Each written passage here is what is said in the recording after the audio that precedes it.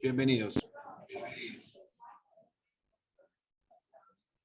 Hola, muy buenos días para todos los que nos ven y nos acompañan en nuestro foro número 83 que celebramos hoy, 27 de mayo de 2022, que estamos transmitiendo a través de nuestro Facebook Live de la Universidad de Antioquia. Les habla Rita Almanza Payare, yo soy integrante del Comité Académico y Científico del Foro Reflexiones COVID-19, soy líder de epidemiología en la Secretaría de Salud de Medellín.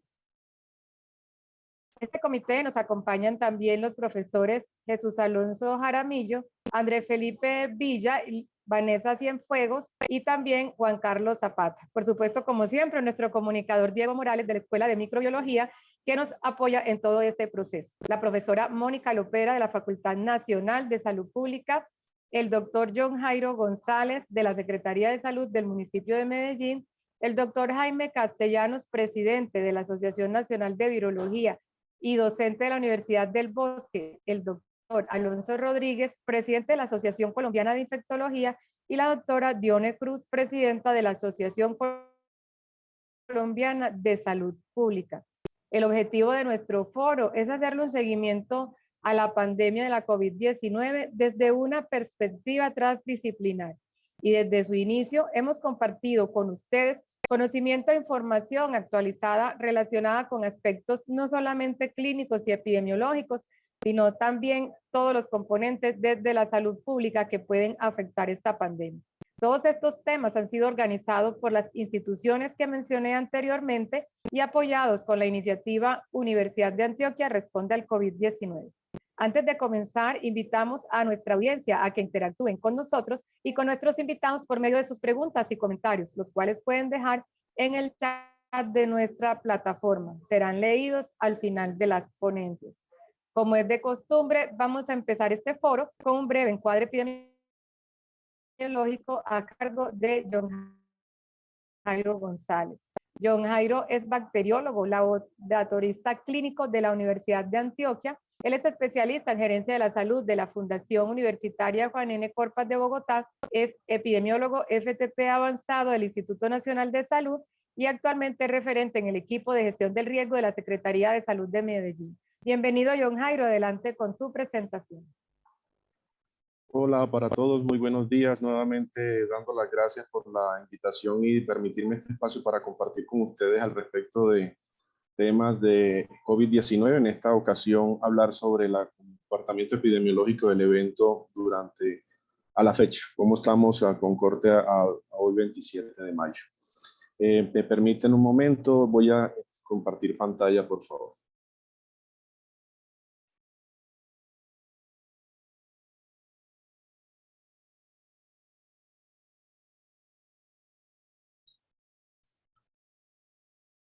¿Me confirman, por favor, si están viendo mi pantalla?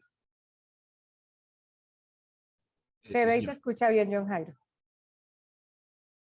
Perfecto. Bueno, nuevamente dándole las gracias a los organizadores. En esta ocasión, entonces, vamos a hablar sobre cómo está ese comportamiento epidemiológico de COVID actualmente. Con corte a hoy, 27 de mayo, tenemos un acumulado de 527.841.016 casos, de los cuales solamente en los últimos 28 días se han presentado más de 15.200.000. En cuanto al número de defunciones, a la fecha se acumulan un total de 6.284.534 y de ellas 51.774 se presentaron en estos últimos 28 días. Asimismo, también vemos cómo está el comportamiento en la administración de las dosis de vacunación. de las cuales se acumulan hasta la fecha 11.375.946.294, y de ellas se aplicaron en estos últimos 28 días 222.365.981. En esta diapositiva lo que podemos observar a mano izquierda es el listado del top 10 de los países donde se han acumulado el mayor número, o donde se han reportado el mayor número de casos en estos últimos 28 días, los cuales están encabezados por Estados Unidos, con un total de 2.558.923 casos en solamente este periodo, 28 días como les digo, y lleva unas muertes de 10.603 en ese mismo periodo de tiempo. El segundo país con mayor número de casos reportados en este periodo es Taiwán, con más de 1.500.000, lo mismo que Alemania, con cerca de 1.500.000 también, 1.489.894 casos, seguido por Australia, Italia, Japón, Francia, Corea del Sur y Portugal. Entonces, como les digo, ese es como el top 10 de estos países que este último periodo de tiempo, 28 días, han estado aportando el mayor número de casos a nivel global. Colombia tiene en este mismo periodo de tiempo un acumulado de 11.288 casos en estos 28 días y 65 muertes. Nosotros de esa manera estamos acumulando, estamos en el puesto número 18 de toda la pandemia, y en estos últimos días únicamente ocupamos el puesto número 52. A mano derecha de este mismo gráfico también lo que podemos observar, permítanme un segundo, es el comportamiento, las curvas de comportamiento de los casos, la notificación de casos, la notificación de las muertes y el comportamiento de la aplicación de vacunas a nivel global. ¿Okay? En este siguiente gráfico, el mapa, lo que podemos mirar es cómo está la distribución por cada 100.000 habitantes de los casos en estos últimos periodos también. En este caso lo estamos reportando entre el 16 y el 22 de mayo. Lo que podemos observar es que principalmente los países que concentran ese mayor número por 100.000 habitantes son Australia, Portugal, Italia, Alemania, también vemos a Corea del Sur. En nuestro continente podemos mirar que Estados Unidos, Chile, Uruguay y Guyana, lo mismo que se ve poco, pero también se observa cómo está Panamá dentro de los países que tienen la mayor incidencia entre este periodo de tiempo, entre el 16 y el 22 de mayo. Esas incidencias altas para el continente americano, como les menciono, de Estados Unidos, de Chile, de Uruguay, de Guyana, son de más de 100.000 casos, más de 100 casos por cada 100.000 habitantes. En esta otra tabla lo que queremos mostrar es la distribución mundial de casos de COVID-19, también con corte al 22 de mayo, que nos muestra la OMS en resumen. Lo que podemos observar es que en términos generales el reporte de nuevos casos está relativamente estable, con una leve aumento del 3%, una disminución del 3%, perdón, y en cuanto a las muertes en este mismo periodo de tiempo, los últimos 7 días, se observa una disminución del 11%. Sin embargo, es importante resaltar que en lo que tiene que ver con el número de casos en los últimos 7 días, el oeste del Pacífico y América, muy influenciado por Estados Unidos, se ha observado un aumento de casos en los últimos 7 días. América, continente americano, con un aumento del 13%, y el oeste del Pacífico con un aumento del 6%.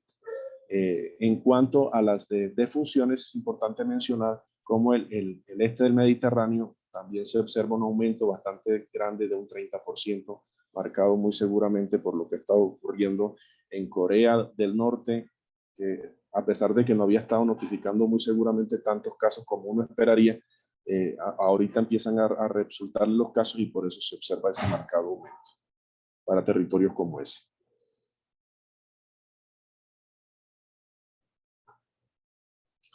Ahorita vamos a ver unos gráficos en donde vamos a observar más un poquito al detalle cómo ha sido el comportamiento del número de casos y del número de defunciones por cada una de las subregiones establecidas por la OMS.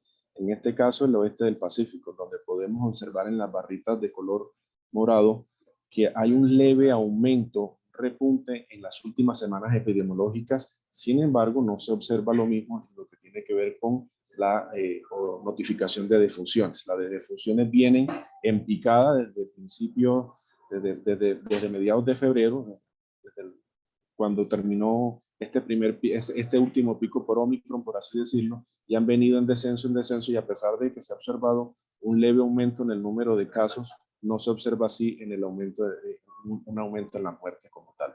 La subregión entonces del Pacífico Occidental ha mostrado un incremento en el número de nuevos casos semanales en las últimas 3 semanas, con 1.4 millones de casos nuevos. Y con más de 1.200 nuevas muertes reportadas, la subregión muestra una tendencia estable, al menos del 1% en el incremento de las muertes con respecto a la semana anterior. En esta otra gráfica lo que observamos es lo mismo, pero ahora para la región del continente de las Américas, en donde observamos igualmente en las barras amarillas un repunte en la notificación de casos. Sin embargo, las muertes continúan en esa tendencia a la disminución. Y como ya lo habíamos mencionado, este repunte para la región de las Américas está muy influenciado principalmente por Estados Unidos. Ahora miramos lo mismo en la región del Mediterráneo, el este del Mediterráneo, en donde tanto las defunciones como el número de casos continúan con esta tendencia a la disminución. Después de un incremento que habían presentado en nuevos casos desde mediados de febrero, esta semana ya se observa que se sigue esa tendencia a la disminución, al igual que la semana anterior. El número de nuevas muertes por semana incrementó del 30% en comparación con la semana anterior, sin embargo. En este mapa, aquí lo que queremos mostrar es con corte al 27 de mayo cómo está la mortalidad mundial para COVID-19. En términos generales, miramos cómo los países que más representan aumentos en sus mortalidades está Corea del Norte con un 600%, pero precisamente es porque no teníamos mucha información a principios de la pandemia, durante el recorrido de la pandemia, y actualmente han venido, o recientemente se han venido dando a conocer algunos datos, alguna información epidemiológica del comportamiento del evento en este territorio, y por eso se observa ese aumento tan drástico. Sandán con un aumento del 22,22%, Yemen con un 18%, Sudán con un 7%, pero en nuestro continente es importante mencionar cómo está Perú, México, también tenemos a Ecuador, dentro de los que más se pueden reconocer.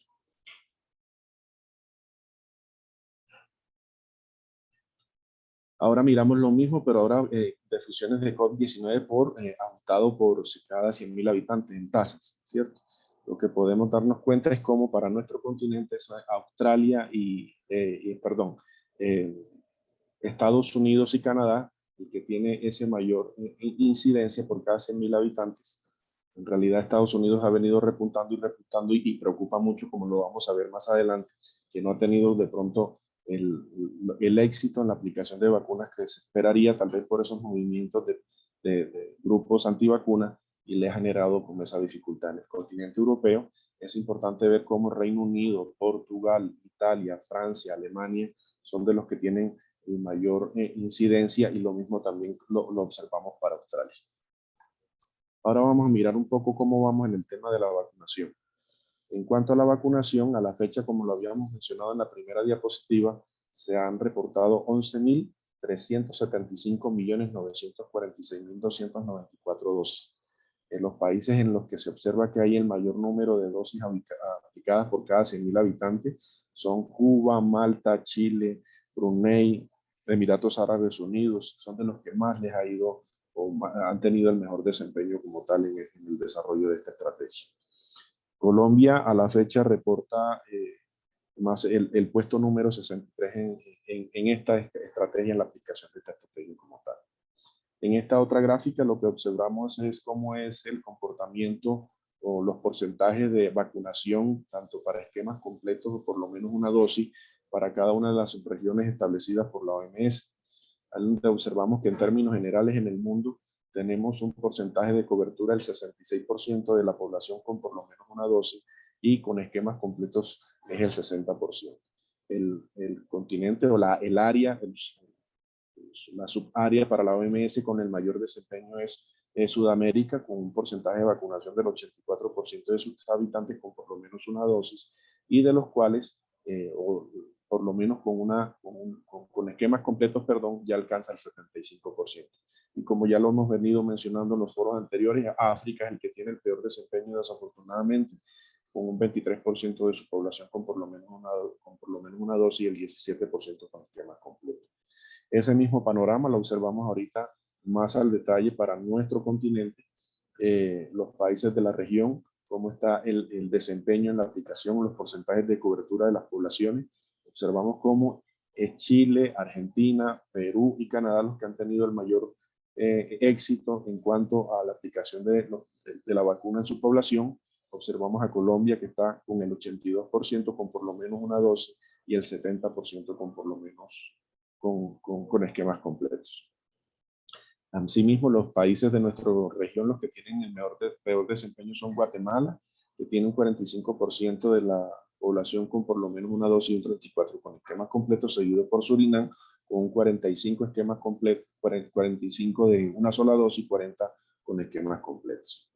Este mapita, que es muy interesante mostrarlo, lo hemos venido trayendo durante estos foros, es porque nos muestra la proporción de personas que completaron los protocolos iniciales de vacunación.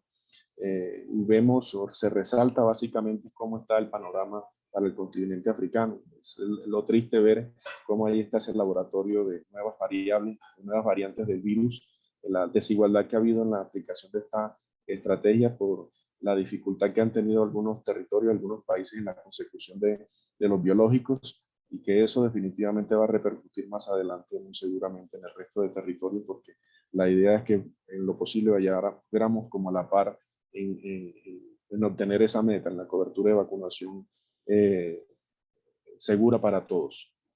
Y esta otra gráfica que lo que nos muestra es dónde se encuentran esas personas sin vacunar.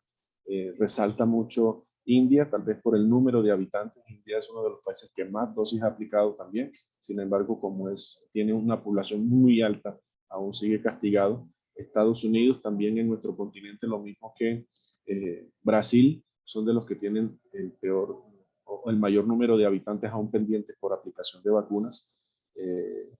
También es importante mencionar cómo China tiene un buen desempeño o peor, perdón, cómo tiene un alto número de habitantes todavía pendientes de la vacunación. ¿Cómo van los datos en Colombia, en el departamento y en Medellín, en nuestro municipio? A la fecha, el 71,4% de la población colombiana entonces ya tiene esquemas completos y un 35% con refuerzo. Para el departamento de Antioquia, el esquema completo ya alcanza el 76% y el 44% de ellos ya tienen los esquemas de refuerzo.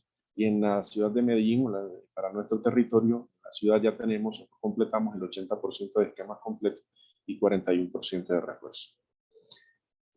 Vamos a hablar ahorita un poco sobre lo que encontramos en la infografía disponible por el Instituto Nacional de Salud con respecto con corte al 26 de mayo en cuanto a la cantidad de casos en Colombia. Pues tenemos que hay un acumulado de 6.103.455 casos confirmados, de los cuales hasta la fecha se encuentra, tenemos solamente 4.731 casos activos.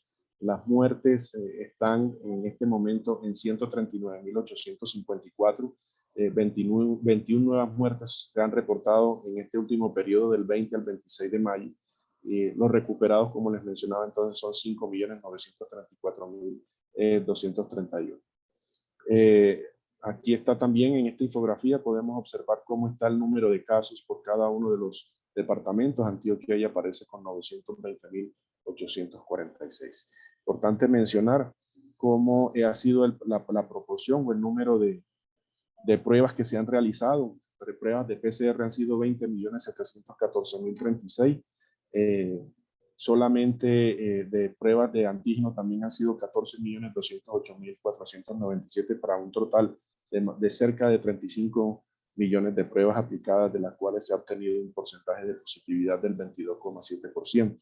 La letalidad a la fecha para el país es de 2,5 y la positividad acumulada, como les digo, de 2,7.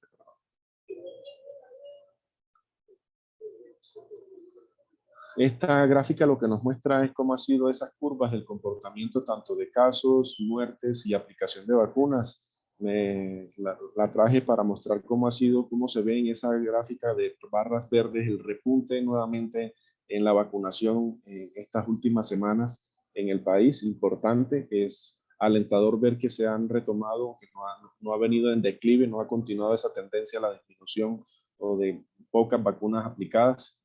Ojalá que sigamos como con ese repunte que se observa. Y en las barras rojas se observan cómo han sido los casos, los picos que hemos tenido por las diferentes variantes.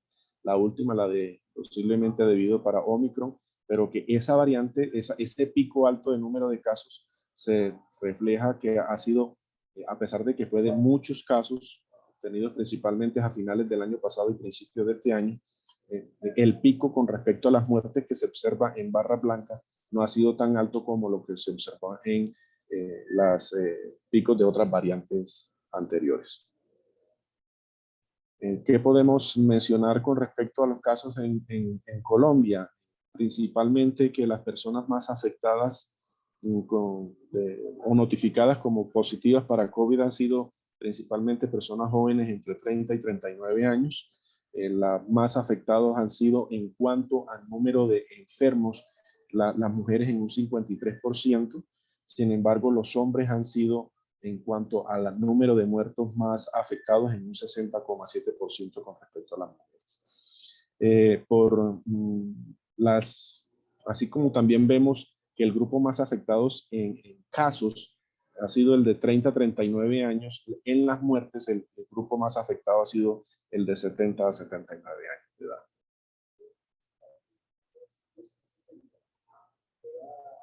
En esta otra gráfica lo que observamos cómo ha sido este último reporte de fallecidos. En el último reporte semanal que nos entregan desde el instituto se habla de 21 casos reportados, de los cuales 2 son del departamento de Antioquia. Bogotá también reportó 2 casos, Casanare 2, Meta 2, Norte de Santander 2, Santander 2, Valle 2. En cuanto a las edades en las que se han presentado estas 21 fallecidos, principalmente ha sido en personas entre 80 y 89 años, seguidos por las de 70 a 79. También aquí observamos un grafiquito en donde nos muestra cuáles han sido las principales comorbilidades que presentan estas personas que fallecieron. Entre las que se encuentra es la hipertensión, la diabetes mellitus, los trastornos de tipo renales, tiroides y la obesidad.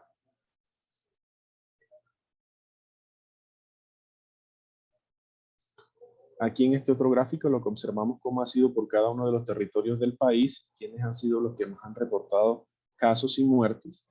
Bogotá efectivamente el que tiene el mayor número de casos y de defunciones, seguido el departamento de Antioquia, y en tercer lugar estaría el departamento del Valle del Cauca. El cuarto sería Cundinamarca como tal, tanto para muertes como para casos. En esta otra gráfica lo que observamos es por territorio los mapas de reportes de COVID, las tasas de incidencia, perdón. Antioquia como departamento es uno de los que tiene la mayor incidencia. En cuanto a los municipios, discriminados por municipio, a mano derecha tenemos el top 10 de los que tienen en este último reporte las mayores incidencias. Tenemos varios de nuestro departamento. Está Río Negro, La Unión, Buriticá, Caldas, Bogotá, Cundinamarca, Barranquilla, Cajicá, y penúltimo tenemos también de hecho a la ciudad de Medellín.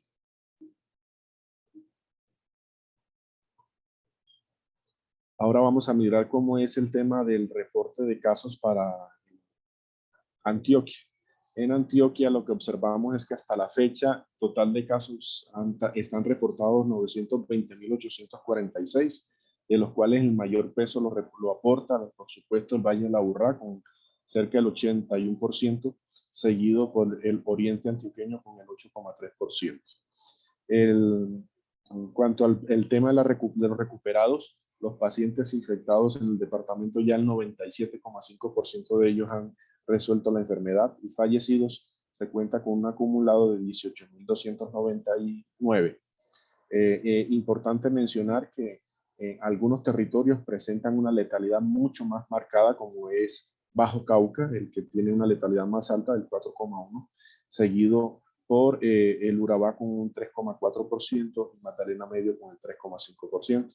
En Valle de la Aburrá, tal vez por la disponibilidad de estos centros médicos de alta complejidad, de los que tiene, así como Oriente, la letalidad más baja. Valle de Aburrá con el 1,9% y el Oriente con el 1,8%. La tasa de incidencia según los casos activos por cada 100.000 habitantes es de 28 y la tasa de incidencia según el total de casos positivos por cada 100.000 habitantes es de 13.577 para el departamento. En esta otra gráfica, básicamente es algo que también ya habíamos mostrado para países y a nivel nacional, es cómo ha sido el comportamiento de los casos positivos según semana de notificación. Y lo traigo para que veamos cómo estas últimas 2 semanitas hay un leve repunte, 882 casos y 1.028 casos en la semana 20 y 21. Lo mismo, aunque no se ve lo mismo para el comportamiento de la tasa de la letalidad por COVID-19. A veces sí ha venido disminuyendo y ha sido como muy pareja los últimos reportes. La GPS de la que procede el mayor número de casos en el departamento es Sura con un 64%, seguida por Nueva EPS con un 8%. La distribución por grupos etarios, los que más han sido afectados han sido los pacientes de 20 a 40 años, es decir, los adultos, la adultez y los jóvenes. La distribución según el sexo en el departamento ha sido, en cuanto a casos, en el 53% para las mujeres y el 46% para los hombres. La edad media de infección ha sido para las personas de 37 años. Los casos promedios en las últimas 2 semanas ha sido de 367. Ahora vamos a ver cómo ha sido el comportamiento que se ha reportado específicamente para la ciudad de Medellín, con corte al 26 de mayo. Los nuevos casos reportados han sido de 862. El total de casos acumulados para la ciudad han sido de 526.344. Los casos recuperados ya son de 515.378. Así tenemos más de un 90% de recuperación de casos. Los casos activos son de 882. Los fallecidos acumulados hasta la fecha son de 10.085 y en este último reporte entra una muerte para la ciudad. Las muertes han sido un poco más marcadas en las mujeres, con 186.125 frente a 240.215 casos en hombres. Pacientes hospitalizados en este momento tenemos como reporte de 48, de los cuales 35 de ellos se encuentran en hospitalización general y 13 se encuentran en UCI. Es importante mencionar que el aumento en la hospitalización en UCI ha ido incrementando con respecto a la semana anterior, que solamente se había reportado 9 casos y ahorita pasa 13. Aquí mencionar que en casa se encuentra el 97,3%, fallecidos el 1,9% de los pacientes, hospitalizados el 0,68%, en UCI el 0,05%. Ahora, ¿cómo ha sido la distribución de estos casos por grupos de edad para la ciudad de Medellín? Lo que observamos es que principalmente han sido esas personas de 30 a 49 años. Ellos son los que aportan el mayor número. La frecuencia acumulada es de un 80% para esos pacientes de 50 a 59 años.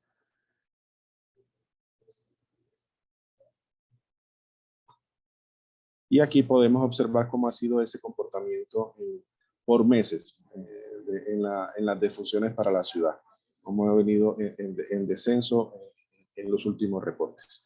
Eso es lo que tenía como para mencionarles con respecto al comportamiento, el comportamiento de COVID como encuadre epidemiológico. Estaré atento a cualquier pregunta que tengan al respecto.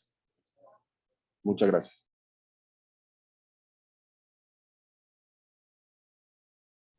Muchas gracias al doctor John Jairo por esta excelente revisión que nos hace, aunque en este momento el mundo se centra, digamos, en otras alertas internacionales como la hepatitis de origen desconocido, como la reciente aparición, digamos, de la viruela símica. El COVID-19 sigue generando morbilidad, sigue generando hospitalizaciones y muerte, por lo cual es importante que mantengamos ese rastreo de lo que ha venido aconteciendo con la pandemia. También la expectativa por los brotes que se han presentado en otras regiones del mundo, la vulnerabilidad frente a la protección que se tiene, ya sea porque no se han expuesto al virus o no han tenido acceso a la vacuna, como bien lo ha mostrado nuestro expositor.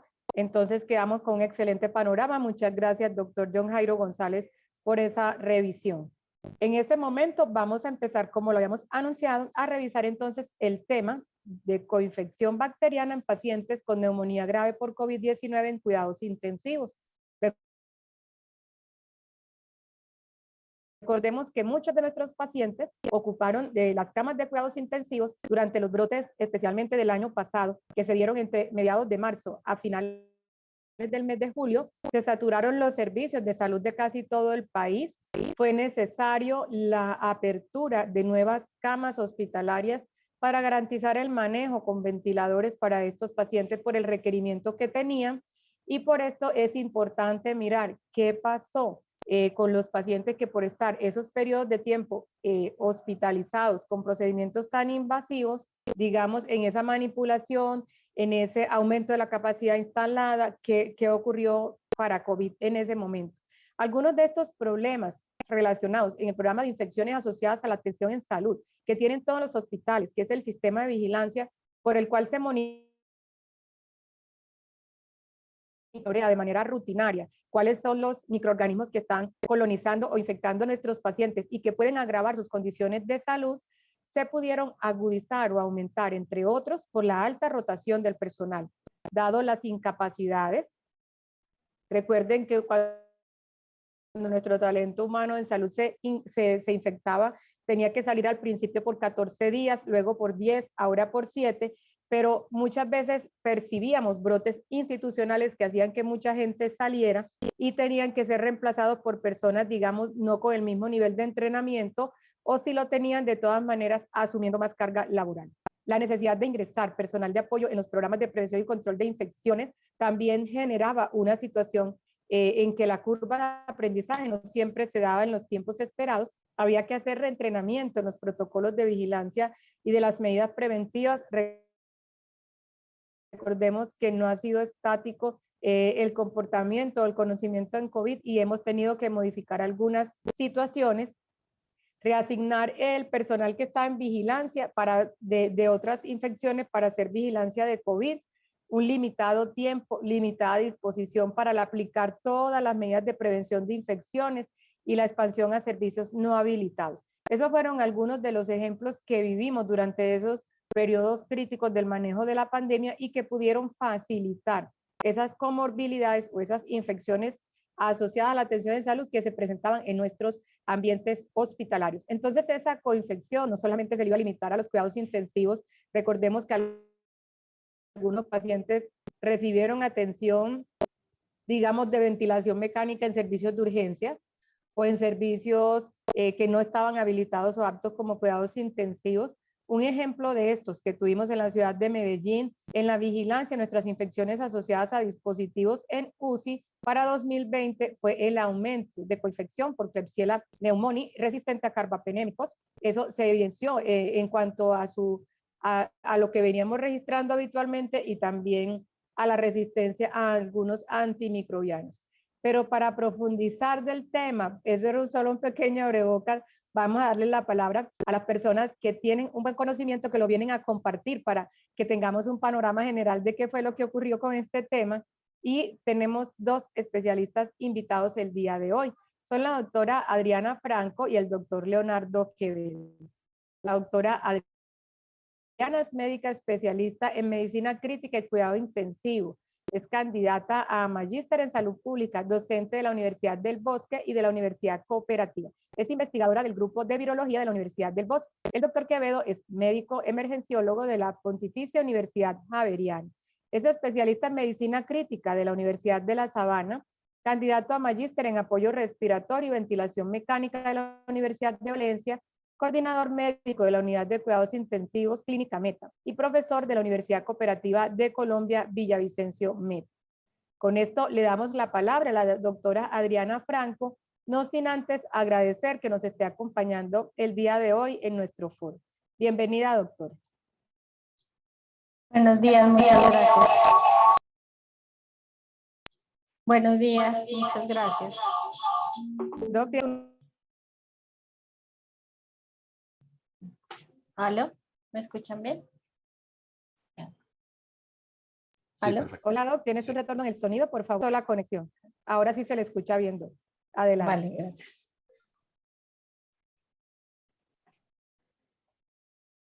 Bueno, nosotros queríamos presentarles un poco una forma como de considerar esta situación del impacto que tuvo la coinfección en la mortalidad, la severidad de la enfermedad por COVID-19, iniciando con una introducción acerca de cómo el COVID pues, ha sido, como lo han mostrado hasta ahora, un reto para todos a nivel de salud mundial. Es una enfermedad que se ha presentado con una múltiple variedad de situaciones, desde una enfermedad totalmente asintomática hasta una enfermedad grave y crítica, que se presenta en diferentes fases, en una fase inicial de contagio, en la cual después vamos a tener una segunda y una tercera fase, en la cual ya va a presentarse mayor protagonismo del sistema inmune, pero todo esto de una manera integral se va presentando de una manera compleja. Por eso creemos que la visión de esta enfermedad y de las enfermedades de transmisión, como todas estas que nuevas se están presentando, debe estar fundamentada en los sistemas complejos y en los modelos de redes, entender la salud de una manera diferente, así como el virus eh, se, se propaga, y además de eso, a nivel mundial se propaga en el organismo de cada individuo. Asimismo, tuvimos una situación en la cual tuvimos una amenaza biológica que nos llevó a una susceptibilidad a nivel mundial, que nos trajo a ver cuáles fueron las individualidades y vulnerabilidades de cada uno de los individuos y los colectivos, que nos aumentaban el riesgo para poder sobrellevar y pasar por esta enfermedad y por esta pandemia.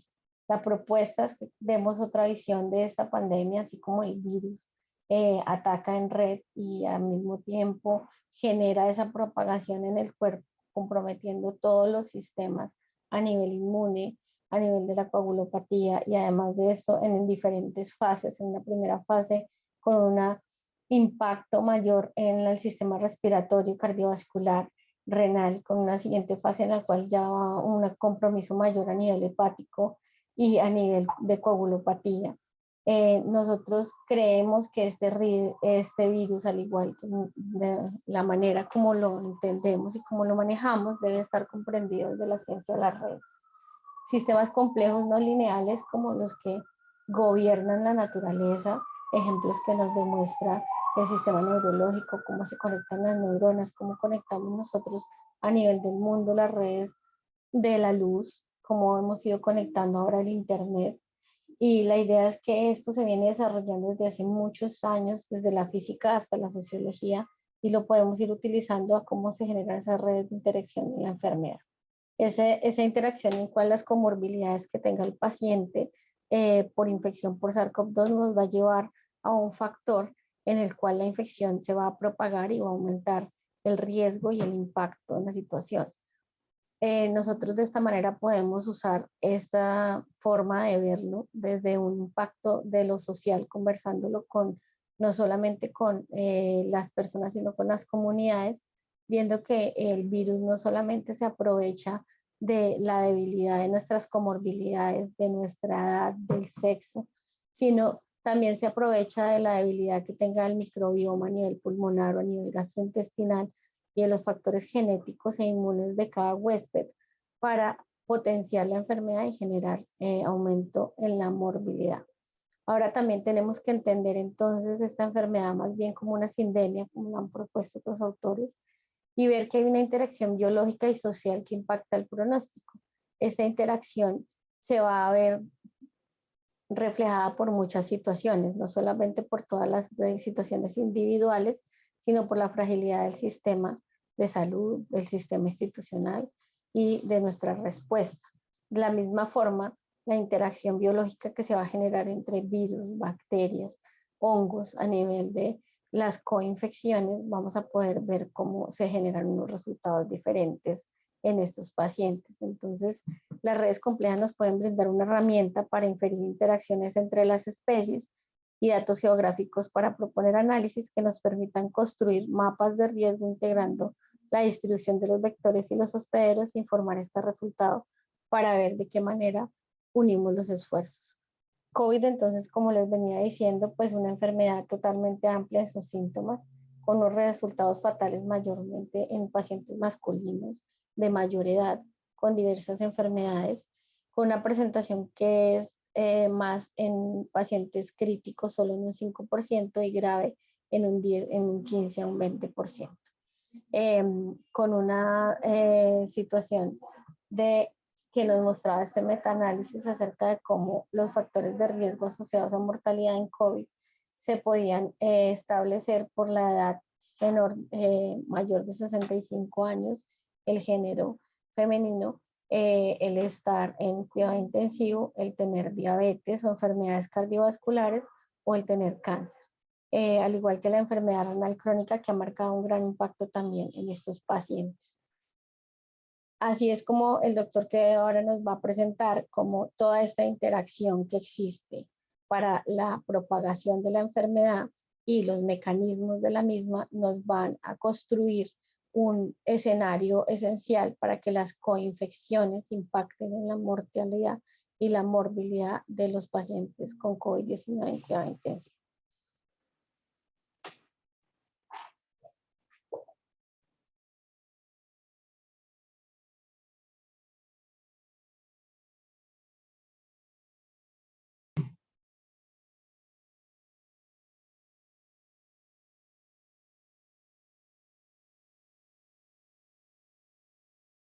Bueno, muy buenos días a todos. Muchísimas gracias a la Universidad de Antioquia por esta invitación, este foro que ya es el número 83 que nos permite llegar a reflexiones de qué es todo lo que nos ha dejado esta pandemia. El día de hoy yo les traigo un tema que fue muy importante para nosotros en el ámbito hospitalario y fue la presencia de coinfecciones bacterianas en los pacientes que llegaban a las unidades de cuidado intensivo con COVID-19. Cuando pensamos en COVID-19, siempre tendremos que tener a nuestra mente la gran mayoría de personas que queríamos saber qué iba pasando y cómo progresaba COVID-19. Y se viene esta imagen a nuestra cabeza, esta que el doctor John Jairo González ya explicó, y era el seguimiento de cómo el virus progresaba y iba avanzando de continente a continente, país a país, y cómo iba llegando a Sudamérica y cómo llegaba a nuestro país. Creo que esta es una página, el Instituto de Johns Hopkins realmente nos tenía siempre día a día actualizado qué venía pasando, y esta página y esta imagen nos muestra el escenario actual. Creo que no voy a indagar mucho sobre esto, ya el doctor lo acabó de hacer, como en nuestro panorama actual, los casos reportados por COVID-19 y las vidas que se ha llevado esta pandemia. Y otros la recordarán de diferentes maneras, algunos con imágenes que nunca esperamos tener que ver, y eran calles de ciudades vacías que nos mostraban el panorama de lo frágil que es el ser humano y cómo una pandemia puede generar impacto y nos puede mostrar lo vulnerables que nosotros somos como ser humano. Algunos trabajadores de salud traemos a nuestra cabeza otras imágenes, como eran los colapsos de servicios hospitalarios, los colapsos de unidades de cuidado intensivo, en lo cual tocó en muchos países, y no somos la excepción, improvisar y generar camas para poder dar una atención al paciente crítico en áreas que no estaban preparadas para esto, y tener que improvisar y mirar qué hacíamos para poder evitar que esos pacientes se fueran. Imágenes desgarradoras para trabajadores de salud que, independientemente del entrenamiento que hubiéramos tenido, no estábamos preparados para poder ver tanta muerte junta y ver tantos pacientes fallecer sin tener una respuesta o una alternativa terapéutica. Personas que nos daban frases motivadoras y nos demostraban que no importaba lo que pasara, éramos una sociedad y teníamos que luchar juntos por salir adelante, y algunas imágenes que marcaron piel y corazón de muchos trabajadores de salud. Pero más que pensar en cosas malas, hay que pensar en cosas buenas. Y es mostrar cómo las sociedades médicas tuvieron la capacidad de lo que llevamos a la pandemia actual, que es un poco más de 2 años, desde la primera serie de reporte publicada en el New England en febrero del 2020, donde mostraban la presencia de casos de neumonía grave, 3 neumonías graves, que nos mostraba un comportamiento diferente a un cuadro viral que llevaba rápidamente a severidad y muerte.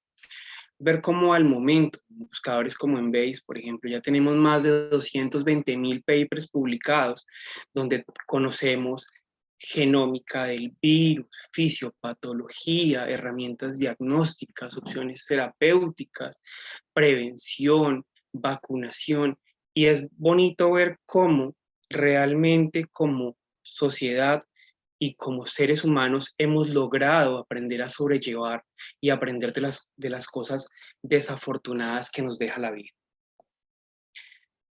La coinfección bacteriana fue un golpe importante para nosotros como equipo de salud. Teníamos una experiencia previa, la pandemia más reciente que habíamos vivido había sido H1N1, y nos había demostrado que la infección por la coinfección bacteriana en neumonía viral no era tan alta, pero sí impactaba en la mortalidad. Series que describían porcentajes de coinfección bacteriana en neumonías virales no COVID de hasta el 35%. Y empezábamos a ver con el desarrollo de la pandemia cómo la coinfección bacteriana también hacía parte de la presentación de COVID-19, que no era tan frecuente, pero sí tenía una correlación directa entre gravedad y mortalidad. Y ver cómo, a pesar de que era menor que otras infecciones virales, en nuestra población a veces tendía a ser un poco diferente, y era por eso y es por eso que nosotros decidimos como institución tratar de poder definir lo que teníamos nosotros acá. Sabíamos que habían unos factores propios, como este artículo de revisión que nos mostraba las diferentes consideraciones fisiopatológicas que nos llevaban a conocer que sí, que la infección por COVID generaba unos daños estructurales, unos cambios inmunológicos, unos cambios apoptóticos celulares que nos favorecían la aparición de infecciones bacterianas en este tipo de pacientes. Y siempre era nuestra duda en ese desespero, porque fue así, de ver tanto paciente fallecer y saber que no teníamos herramientas terapéuticas, preguntarnos el qué hacer.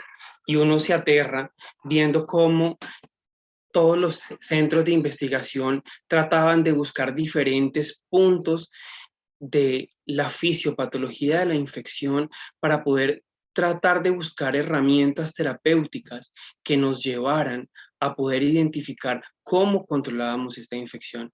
Algunos los hicimos, algunos los vimos, se socializaron, fueron parte de documentos propios nacionales, la inclusión de medicamentos que con el pasar del tiempo nos dimos cuenta que no eran tan beneficiosos como lo creíamos, y algunos generaban eventos adversos desafortunados. Los antibióticos no fueron la excepción, y era ese temor a si los pacientes se nos morían era por coinfección bacteriana. Pensar y utilizar antibióticos temprano, ya con el pasar del tiempo sabemos que no, que definitivamente los antibióticos no causan ningún efecto sobre una estructura viral, y que sí favorecen la resistencia bacteriana, que como sabemos es una de las situaciones a las cuales le vamos temiendo cada vez más con el pasar de los años. Dentro de los documentos que se publicaron inicialmente en coinfección bacteriana está este metaanálisis publicado por el grupo del Dr. Langford en el 2020, que nos mostraba cómo la coinfección bacteriana era de presentación baja y cómo la relación de prescripción de antibiótico era muy imbalanceada respecto a la situación que se presentaba. Ellos describían una tasa de coinfección inicialmente en COVID-19 de 3.5% y la prescripción de antibiótico en las instituciones a nivel mundial lograba casi el 71.8% de uso terapéutico. Después fueron saliendo otros metaanálisis un poco más robustos. Publicado por el doctor Lansbury, nos mostraba que sí, definitivamente los pacientes con infección grave que llegaban a la UCI tenían una presentación mucho más frecuente de coinfección bacteriana respecto a los pacientes que no tenían una infección grave. Y las principales bacterias que se aislaban eran Mycoplasma pneumoniae, las pseudomonas como la aeruginosa, la Haemophilus influenza, Klebsiella pneumoniae como principales representantes bacterianos. Que habían unos factores de riesgo que sí eran claros y que se asociaban directamente a la presencia de coinfección bacteriana, como lo eran el sexo de género femenino, la obesidad, la diabetes, la hipertensión, y algunos hablaban de la enfermedad pulmonar crónica como factores importantes a la hora de considerar factores de riesgo. Ya hoy en día tenemos este metaanálisis, es una metaregresión que pues ya es mucho más robusta y es la última publicada, tiene 171 estudios incluidos y nos muestra que sí, que la presentación de coinfección bacteriana es más frecuente en los pacientes en la UCI, pero que la prevalencia es solo del 15.4%. Sin embargo, esto es algo mucho más reciente y es algo que no teníamos a la fecha. Pero nuestra pregunta como institución y como grupo de investigación era, somos un país donde la prescripción antibiótica no es controlada, a diferencia de otros países. Nosotros acá en Colombia, cualquier persona puede acercarse a una farmacia y comprar el antibiótico si considera que lo necesita, a diferencia de países que sí necesitan una prescripción médica. Entonces nuestra preocupación era si eso se considera un factor de riesgo para presentar una epidemiología diferente. ¿Cuáles eran las causas? Sabiendo que pues somos un país que tiene diferentes condiciones nutricionales, diferentes condiciones sociales, diferentes condiciones de hacinamiento en nuestra población, diferentes grados de pobreza comparado con otros países como los que se incluían en los grandes metaanálisis, que la gran mayoría eran hospitales de Asia, Europa y Norteamérica, y pues cómo era la microbiología. Nosotros realizamos acá en la institución un estudio observacional descriptivo. Tomamos la población que ingresaba desde el 1 de julio, cuando llevábamos hasta ahorita algunos meses de pandemia, y cerramos la corte al 31 de marzo del 2021. 234 pacientes con infección confirmada por COVID-19 que ingresaban a la unidad de cuidado intensivo, y incluimos los pacientes que tenían cultivos dentro de las primeras 48 horas al ingreso para tratar de diferenciarlos de superinfección o infecciones adquiridas o nosocomiales que fueran a sesgar este tipo de análisis. Lo hicimos con herramientas que pues tenemos a la mano en la mayoría de instituciones en Colombia, que son el cultivo de secreción orotraqueal, el cultivo del esputo y los hemocultivos. Lamentablemente no contamos con herramientas de detección más exactas como PCR múltiple en tiempo real para poder hacer una identificación un poco más exacta. Sin embargo, sabíamos que eso era lo que teníamos y pues no nos podíamos, desanimar, y teníamos que mirar qué era lo que encontrábamos. En nuestra corte fueron 165 pacientes en total, pacientes que cumplían los criterios de los cultivos, pacientes que tenían la infección confirmada, y nos dimos cuenta que la tasa de coinfección de nuestra población era de 29.1%, que era un poco más alta que algunas descripciones en los metaanálisis reportados a esa fecha. que sí habían comorbilidades claramente identificadas y que guardaban la misma relación, como era la presencia de diabetes mellitus, enfermedad renal crónica en diálisis o no terminal, y el tabaquismo activo era un factor importante en el favorecimiento de coinfección bacteriana como presentación de caso para esta población que ingresaba a la UCI. Y definitivamente la coinfección bacteriana estaba asociada a desenlaces más desfavorables. Los pacientes que hacían una coinfección bacteriana y que llegaban a la unidad de cuidado intensivo, comparado con los que no tenían una coinfección bacteriana, eran pacientes que requerían más ventilación mecánica, que desarrollaban más necesidad de catecolaminas y desarrollo de choque séptico, que presentaban el síndrome de estrés respiratorio agudo con más severidad y lo presentaban más rápido, que presentaban lesiones renales agudas con necesidad de terapia de reemplazo renal y obviamente una asociación directa entre mortalidad y coinfección bacteriana. Nuestra microbiología era un poco diferente a lo que se reportaba en otros tipos de estudios. Y como lo decía Rita ahorita cuando hacía una de las introducciones, definitivamente Klebsiella pneumoniae es un germen frecuente, causante de neumonía adquirida en la comunidad y nosotros fue nuestro germen identificado con mayor frecuencia, seguido de las pseudomonas, Enterobacter, el Streptococcus pneumoniae y nos llamaba la atención también que el Staphylococcus aureus era un germen que no era, digamos que, no relevante, sino era un germen que tenía una importancia en este tipo de pacientes.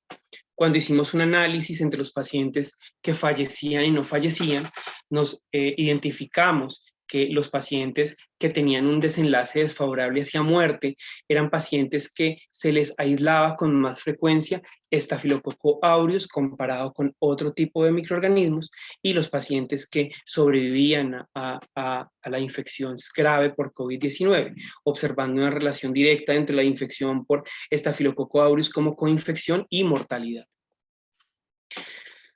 Entendiendo después pues estas conclusiones que definimos, pues una baja aparición de coinfecciones bacterianas, realmente nuestro porcentaje sigue siendo bajo, muy inferior a lo que fue influenza H1N1, que la coinfección bacteriana guarda una relación directa con mortalidad y con desenlaces desfavorables como el SDRA, el choque y la lesión renal aguda.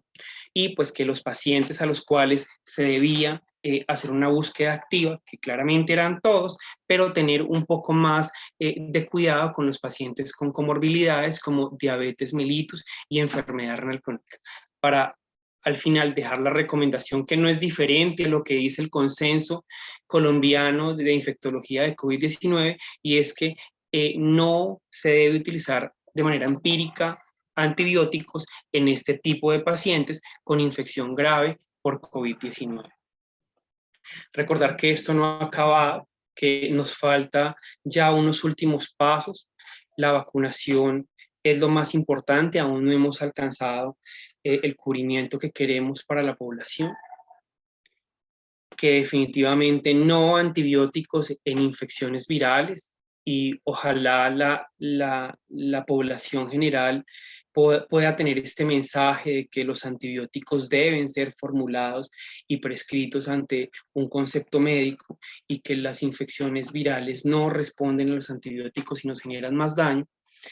Y no olvidar aprendizajes, no solo con COVID-19, sino en general, para lo que viene de aquí para adelante, el lavado de manos frecuente, el uso de tapabocas y más para las personas que tengan infecciones respiratorias, recordar que no solo COVID, que todavía existen diferentes virus circulantes, que siempre tenemos cerca alguna persona que, si bien a nosotros solo nos causa una infección leve, cualquier persona a nuestro alrededor puede ser una persona vulnerable y tener un desenlace desfavorable por la infección viral que sea, y obviamente la desinfección de superficies en las personas que se aíslan por una infección viral.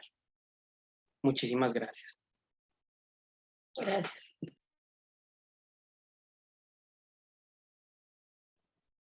Muchas gracias, doctor Leonardo Quevedo, y a la doctora Adriana, por esta excelente revisión que han hecho, por compartir con nosotros ese estudio de investigación. Yo quisiera preguntarles, pedirle a los tres conferencistas del día de hoy que estén entonces atentos a las preguntas que nos están llegando, o si tienen algún otro comentario que aportar antes de empezar con las preguntas. Bueno, en este momento entonces acabamos de profundizar este tema de la mano de la doctora Adriana Franco y del doctor Leonardo. Vamos entonces, Leonardo Quevedo, vamos entonces a darle las gracias a ellos por esa participación, dado que nos están recordando de una forma, digamos, con alto valor científico, con datos locales, el reto que ha representado COVID-19 por su amplio espectro en síntomas, porque no sabemos la incertidumbre de cómo se va a manifestar en cada uno de los organismos. Miren que cada individuo lo ha vivido de forma diferencial, como algunas comorbilidades han afectado de forma importante la evolución clínica de los pacientes infectados. La interacción social y biológica que complejiza el relacionamiento en las intervenciones o en las interacciones entre especies, sobre todo con lo que ha hecho COVID-19, cómo ha complejizado entonces también nuestras intervenciones y ha exigido que nos articulemos de muchas maneras con otras áreas de servicio y de desarrollo para poder intervenir. Identificar el alto consumo de antibióticos que tenemos a nivel global y a nivel regional, a veces sin prescripción, muchas veces orientados por falsas cadenas de WhatsApp, porque así lo vivimos, tratamientos empíricos que se utilizaron al principio de la pandemia y cómo esto pudo afectar el desenlace clínico o las afectaciones clínicas de cada uno de los pacientes. Si bien es cierto, la pandemia por H1N1 nos dejó unos aprendizajes, pues nosotros en esa década que pasamos luego de esa pandemia, que fue en 2019, en 2009, perdón, parece que hubiéramos olvidado muchas de esas medidas, especialmente las no farmacológicas, la no prescripción de antibióticos, aunque se observaron infecciones bacterianas más fuertes, digamos, y así lo muestran los estudios que nos presentaba el doctor Leonardo y la doctora Adriana, estos estudios, estos metaanálisis que han hecho este tipo de revisiones. La coinfección bacteriana en COVID sí se presentó y digamos de forma desigual, afectada también por las intervenciones que tiene al interior cada una de las instituciones para identificar con precocidad, para separar los pacientes, para poder intervenirlos. Esa baja aparición de infecciones bacterianas respecto a H1N1, digamos que no deja de ser menos importante, sobre todo para aquellos pacientes que identificaron los investigadores que en algunas comorbilidades, como bien lo decían, diabetes mellitus, enfermedad renal crónica, aquellos pacientes fumadores, tenían entonces, digamos, un desenlace menos positivo, un desenlace más negativo, y por eso la importancia de proteger todos nuestros grupos, pero de manera especial ellos. El consenso es general, el consenso de no usar antibióticos de forma empírica y trabajar esto a nivel educativo con las comunidades, también con los entes territoriales, que debemos fortalecer la vigilancia de que toda la dispensación de antibióticos sea con uso de fórmulas médicas, los sistemas de vigilancia de infección asociada a la atención en salud que permiten monitorear las dosis diarias de antibióticos prescritas, y cómo durante la pandemia se observaron, digamos, algunas modificaciones en estos comportamientos que pudieron afectar también los resultados que hemos venido teniendo. Entonces, muchas aquí algunas preguntas. Vamos a empezar aquí con nuestro epidemiólogo, el doctor John Jairo González. John, cuéntanos desde su perspectiva. En salud pública recientemente estamos viendo otras alertas mundiales. ¿Piensa usted que las alertas que están ocurriendo en este momento por las hepatitis de origen desconocido, de pronto por la viruela símica, le estén quitando protagonismo o importancia a la que sí es real, a la que sí es pandémica en este momento, que es la pandemia pues por COVID-19?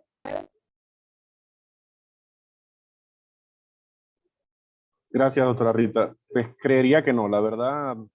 De hecho, creo que COVID nos hizo el favor de empezar a entrenarnos más, a prepararnos cada vez más, a estar atentos para que si lleguen este nuevo tipo de alertas podamos tener unos equipos de vigilancia robustecidos unos equipos de respuesta inmediata, un tema de gestión del riesgo más apropiada, estamos más vigilantes.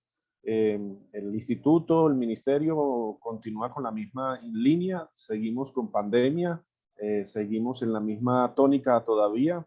Creería que hay en la comunidad sí de pronto una percepción del riesgo mucho más disminuida frente al evento. Ya definitivamente no se ve que la gente le tenga el mismo miedo a COVID-19 que por supuesto que se tenía anteriormente, pero no, yo creería que estas alertas están saliendo nuevas y la ventaja es que están cogiendo los equipos de vigilancia de los territorios un poco más fortalecidos para afrontarlas. Y COVID-19, los que estamos trabajando en salud pública tenemos que seguirle prestando la misma atención, tenerle el mismo cuidado y seguir atentos a lo que está sucediendo con él. Muchas gracias, doctor John González. Voy a intentar organizar un poco las preguntas que nos están llegando a través de nuestro Facebook Live, la invitación para todos que pueden ir escribiéndola y nosotros vamos a ir resolviéndolas en este conversatorio que tenemos la oportunidad de desarrollar con nuestros invitados del día de hoy. Esta pregunta, ¿quién nos la va a contestar? La hace Iván Ricardo Gutiérrez. Dice, teniendo en cuenta la severidad que lleva al cuerpo una coinfección bacteriana y racionalizando el uso de antibióticos, en la experiencia de la pandemia y con los hallazgos que ustedes tienen como investigadores, ¿en qué momento podemos definir usar o no antibióticos? Clínica o paraclínicamente, ¿cuáles fueron los marcadores o hallazgos que resaltaban sobre los pacientes con infección viral únicamente versus con infección bacteriana y así prevenir desenlaces mortales? ¿Qué dicen nuestros invitados?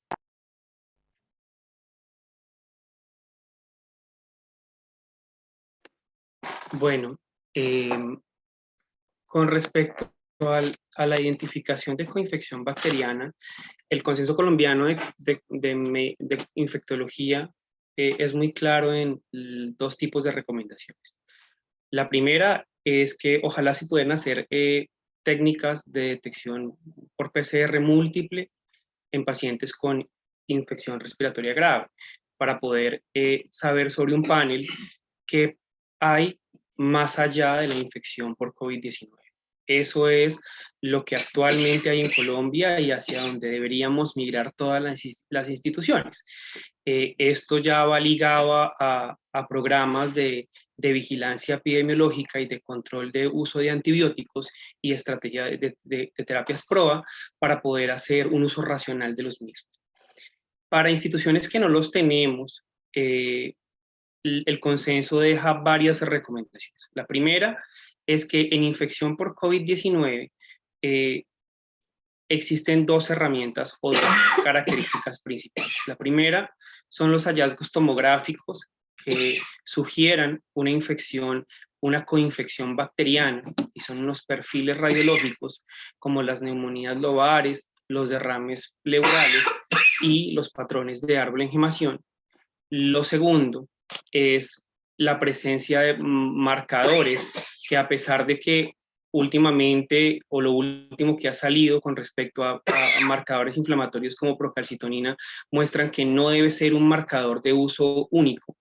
El juicio clínico es el que debe marcar esta condición. Entonces, es una combinación de varios factores, hallazgos tomográficos, marcadores como la procalcitonina y el juicio clínico, lo que nos debe llevar a considerar una terapia antibiótica temprana en los pacientes con infección grave por COVID-19, pero no existe como tal una herramienta única a excepción de la PCR múltiple. De pronto ya usted ha contestado parte de la pregunta, pero la pregunta que nos hacía Iván Ricardo Gutiérrez venía en dos momentos. La segunda parte de la pregunta dice que si es mejor esperar un aislamiento bacteriológico, en este caso en el cual debe ser cultivo y no métodos moleculares. Era como parte del complemento de esa pregunta. Bueno, entonces Sí, tenemos acá opciones.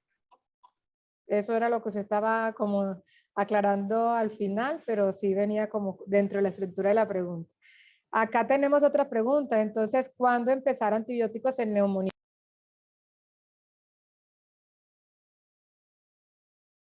Perdón, ¿me repites la pregunta? Se cortó el audio. Sí. ¿Cuándo empezar antibióticos en neumonía por COVID? No, el consenso es claro, nunca. Con aislamiento microbiológico o con juicio clínico ante sospecha se debe iniciar. Pero como lo dije, es una suma de varios factores. Factores clínicos, factores radiológicos y factores por marcadores y aislamiento.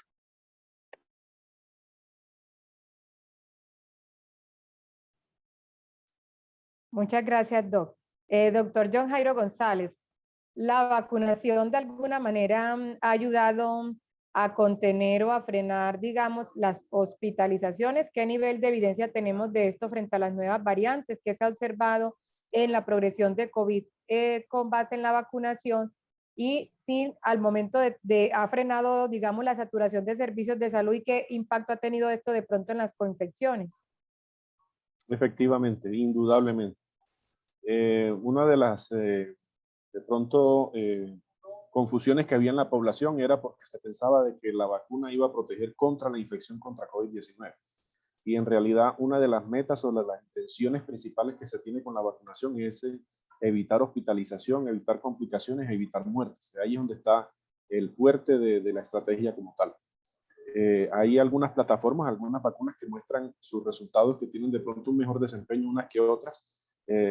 Ayer, de hecho, salió algún reporte al respecto de los porcentajes de protección de vacunas para niños entre 3 y 11 años, en donde mencionaban que el porcentaje de protección contra infección era cercana al 60 y algo por ciento, no recuerdo, pero que los porcentajes de prevención frente a complicaciones, ingresos a unidades de cuidados intensivos era bastante alto. Entonces ahí es donde está el esfuerzo y la concientización que tiene que tener por ejemplo, cada padre de familia.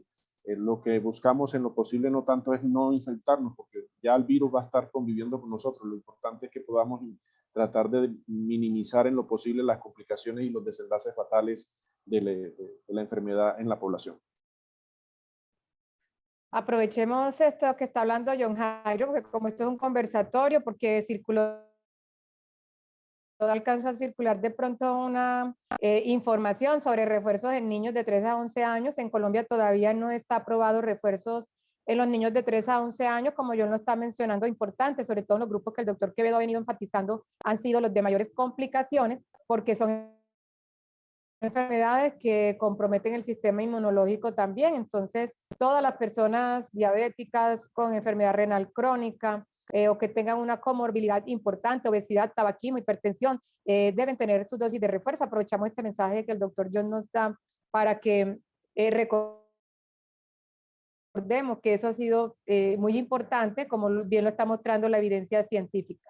¿Qué recomendación da, doctor Quevedo, entonces, para el uso de esteroides o terapia inmunosupresora en neumonías?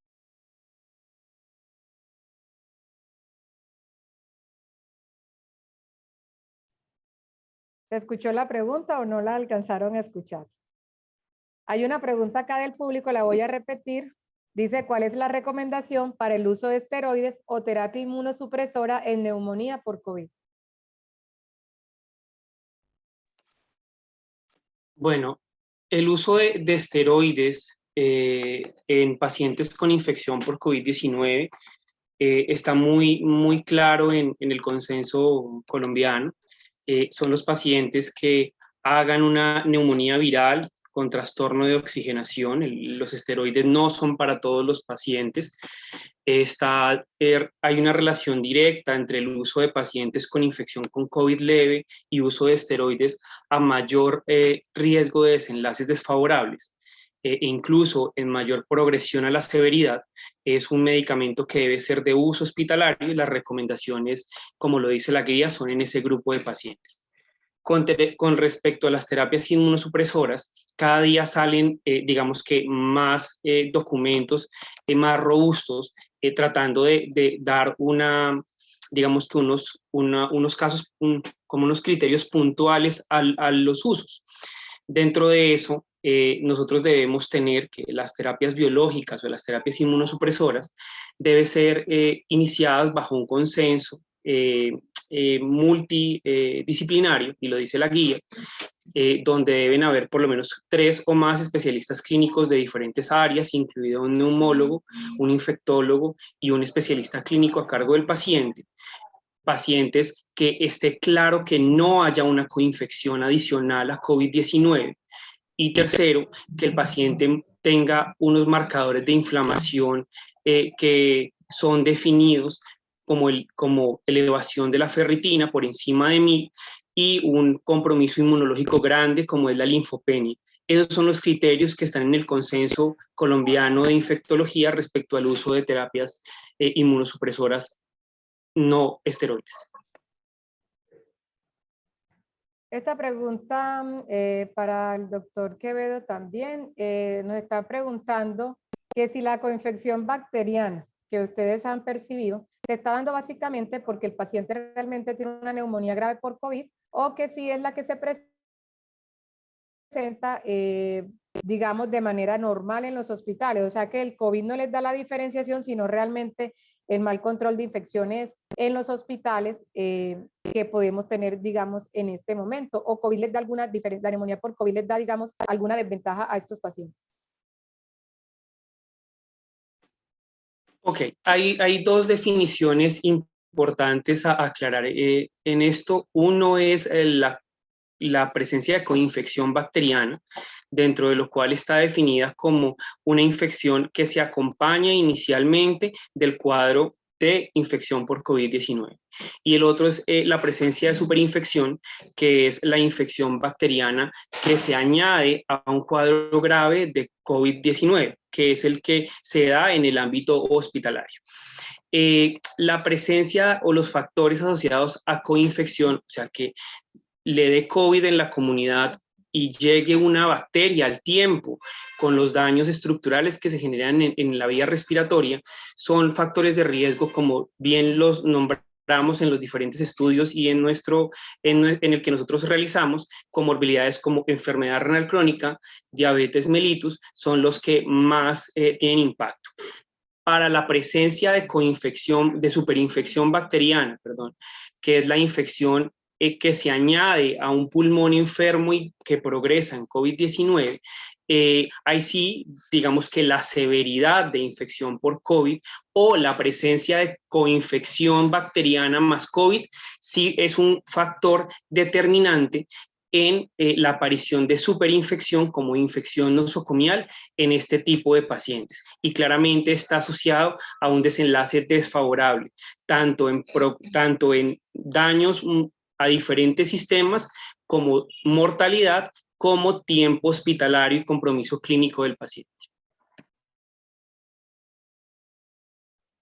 Doctora Rita, yo quería de pronto aprovechar, porque sí me parecía bastante interesante el resultado que nos mostraba el doctor Quevedo al respecto de ese protagonismo que tiene Streptococcus aureus en pacientes que terminan en un desenlace fatal.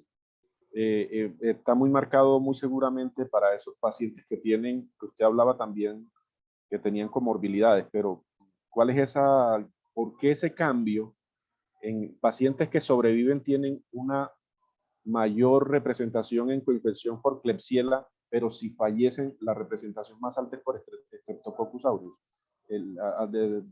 Está relacionado por su mecanismo de patogenicidad o de transmisibilidad. No entiendo por qué esa inversión en esa fórmula.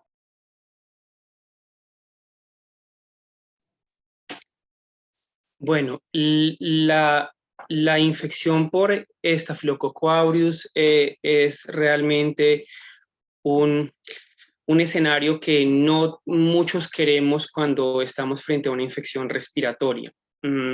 Aureus tiene unos factores de virulencia propios de él y son unos daños estructurales a nivel del parenquima. Nosotros no, digamos que lo encontramos como asociación directa, la presencia de Staphylococcus aureus de la comunidad en coinfección bacteriana y muerte como desenlace puro, e hicimos búsquedas adicionales si habían series que correlacionaran esa presencia de aureus fuera comunidad o fuera nosocomial con mortalidad. Sin embargo, no existen, digamos que documentos diferentes, y por eso digamos que ese dato que nosotros encontramos hace parte de un subanálisis que yo les quise agregar, que se hizo una corte mucho más gruesa de seguimiento. Esa relación directa de Aureus es para la corte de 398 pacientes, que es lo que hemos venido extendiendo con un trabajo que está haciendo la doctora Adriana de Salud Pública. Pero sí, creo que son factores de virulencia propios del estafilococo aureus que se asocian con desenlaces más desfavorables, entendiendo que aureus está relacionada con unas condiciones como son la presencia de necrosis y licuefacción del tejido, que es algo que no, como les dije, no es un escenario que uno se quiere encontrar en un pulmón enfermo. Muchas gracias a los dos expositores. Me encanta que lo hagamos de esa manera porque esto es un conversatorio muy interactivo y nos vamos apoyando en las preguntas que hace el público. Acá hay otra pregunta que dice que si con el uso descontrolado de medicamentos o con la suspensión del tratamiento indicado por el profesional de la salud, ¿qué está ocurriendo? ¿Existe una mayor resistencia a los microorganismos a estos medicamentos? ¿Y cómo están tratando actualmente esta situación en los hospitales? O sea, en las dos vías. Solamente por, digamos, una prescripción equivocada, sino también porque el paciente muchas veces suspende su tratamiento. Y creo que hay una relación directa en lo que nos puede empezar a suceder más a futuro en las fallas terapéuticas, si no se hace caso a las prescripciones por el profesional encargado del paciente. Definitivamente la automedicación, ya lo habíamos visto en unos foros atrás que habíamos estado hablando al respecto de este tema de automedicación. Es un desacierto, es una talanquera que tenemos para el manejo del evento y es necesario que la prescripción médica se tome con tanta responsabilidad por parte del paciente para una adecuada resolución de la enfermedad y evitar posibles complicaciones a futuro en este tipo de pacientes. Muchas gracias. La doctora Adriana va a complementar algo. Sí, pues creo que tenemos que empezar a entender cómo el compromiso de cada uno de nosotros dentro de una red de integración, dentro de una sociedad, implica una responsabilidad, una agencia en nosotros y en cada uno al tomar decisiones frente a una situación como esta. Tanto a nivel institucional, en cuanto a la decisión de, por ejemplo, aislar a todo el mundo en el momento que se hizo, en cuanto a nivel personal, en el momento de cumplir las medidas de aislamiento, tapabocas, lavamanos. De la misma manera, eso que generó un gran impacto en lograr superar esta pandemia, tiene que hacernos entender que problemáticas en salud pública tan grandes como la resistencia al manejo de los antibióticos es algo que requiere el compromiso de cada una de las personas. Entonces, cada uno debe entender la responsabilidad a nivel de una farmacia cuando lo vende, a un nivel de la persona que recibe la formulación cuando se le prescribe, porque en esto hay muchas cosas. El impacto de los antibióticos no solamente ha estado en resistencia, el uso inadecuado en niños, que es frecuente, mucho más frecuente en las infecciones virales, y se presenta una alta prescripción por la presión a nivel de la social de que hacen los padres de los menores. Igualmente genera un impacto en obesidad en adolescentes. Entonces, no solamente el resultado de no tomarse el antibiótico va a ser necesariamente que tengamos una bacteria muchísimo más resistente, sino que vamos a ir impactando muchas otras cosas. A nivel de antibióticos hay otros, digamos, como agentes o otros nodos que podemos ver, como por ejemplo la industria ganadera, la industria avícola, que utiliza los antibióticos también para digamos, para sus necesidades dentro de cada una de sus industrias, pero esto también tiene una responsabilidad que va a impactar en la resistencia a los antibióticos. Entonces, digamos que hay una amplia gama de situaciones en la cual podemos ver que cada uno tiene una responsabilidad frente al uso adecuado de los antibióticos cuando se le formula, cuando se los toma, cuando toma la dosis correcta en el momento correcto o cuando se prescribe. Y a su vez la sociedad también tiene pues cada uno un escenario en esta situación. Muchas gracias, doctora Adriana. Efectivamente, hemos observado como una economía de mercado que se presenta siempre que sale alguna alerta de pandemia, de epidemia, y algunas personas aprovechan, mandan mensajes distorsionados, aparece lo que regionalmente se llaman los matrimonios.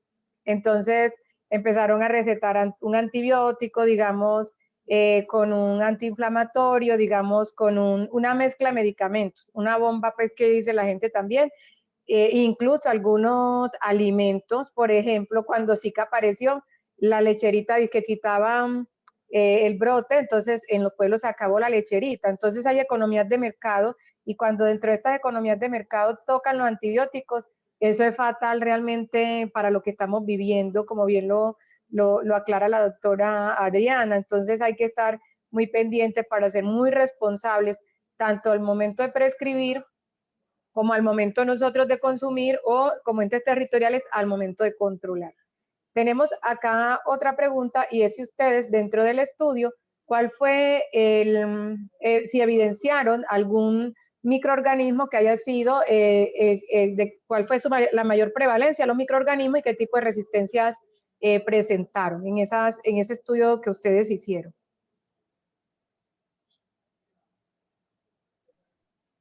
Villavicencio sí tiene una problemática bien importante que ya ha sido registrada en otros trabajos que se han publicado en el Instituto Nacional de Salud, por otros investigadores acá en Meta, referente a Klebsiella pneumoniae. Klebsiella pneumoniae es un impactante germen para nosotros, tanto a nivel de comunidad como a nivel de hospitalario. Y es como uno de los gérmenes en los cuales más hemos encontrado resistencia también. Entonces, ese es nuestro, digamos, germen más importante, pero no tenemos nosotros en ese estudio todavía datos de resistencia. Desafortunadamente, pues no los tenemos. En este momento estamos completando los datos de una ampliación como este trabajo para tener una muestra más grande y fortalecer un poco los resultados. Y esperamos con estos resultados tener pues ya datos un poco de resistencia. Muchas gracias, doctora Adriana. Acá hay una pregunta para todos los conferencistas, y es, ¿cuál fue la situación más complicada que ustedes consideran que les tocó vivir o trabajar o sortear durante la pandemia, ya sea desde el inicio, su desarrollo en cuanto a recursos, muertes, vacunas, y cómo sortearon esas dificultades? Doctor John Jairo, le damos a usted primero la palabra. Pues para mí, en realidad, personalmente, cuando empezó pandemia, yo me encontraba en el Laboratorio Departamental de Salud Pública y fue todo un reto poder tener a tiempo la capacidad de hacer el diagnóstico local.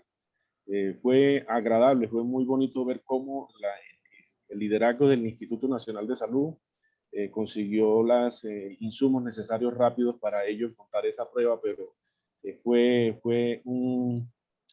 un reto bastante grande, montar esa red de diagnósticos a nivel departamental, contribuir en el país para que pudiéramos saber si pacientes estaban positivos o no.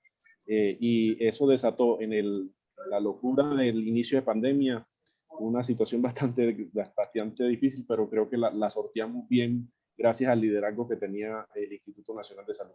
Lo hablo muy de manera personal por donde me encontraba en ese momento de inicio de pandemia, todo el reto que fue poder tener la capacidad de diagnóstico.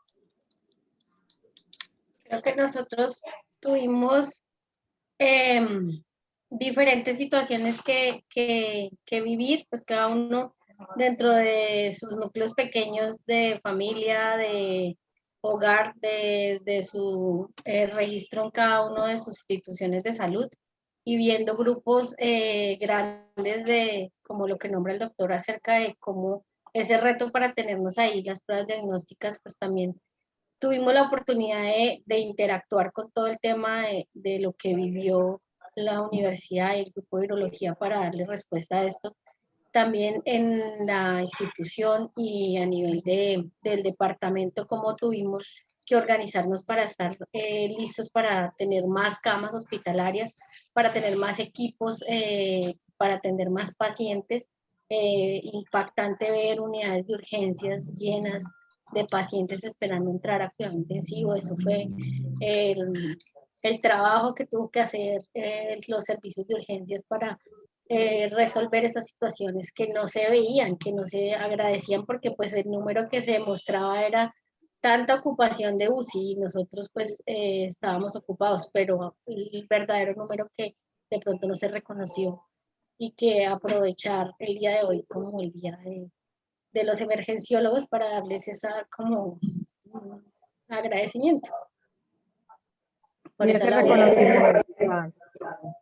Y un reconocimiento total, porque también ellos fueron, digamos, la cara, la puerta de entrada de mucha de esa embestida del alto número de consultas que se pudieron generar de manera presencial por complicaciones por COVID. Así que también nos sumamos, doctora Adriana, por supuesto, a ese reconocimiento para todos ellos. Doctora Hay Rita, pero otra... sí, a mí me gustaría, porque mire qué interesante, el reto desde mi visión como bacteriólogo por el tema del diagnóstico, la percepción de mis compañeros desde su visión clínica en la atención de pacientes, que definitivamente, pero a mí sí me gustaría también conocer su opinión desde la parte de vigilancia, ese reto y cómo lo sortearon.